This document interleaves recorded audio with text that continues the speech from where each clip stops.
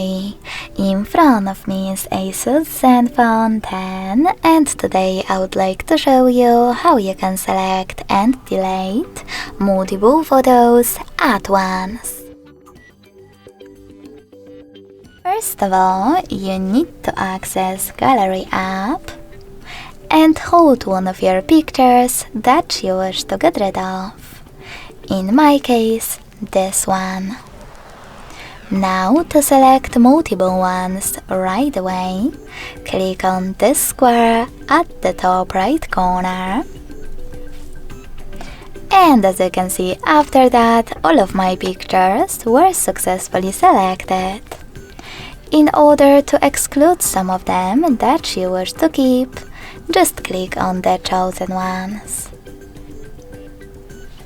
Lastly, to delete the rest, hit delete at the bottom in the middle and select OK in the pop-up. So when I do that, as you can see, all of my photos were successfully deleted. Thanks so much for watching. If you enjoyed this video, don't forget to leave a like, comment and subscribe. Bye!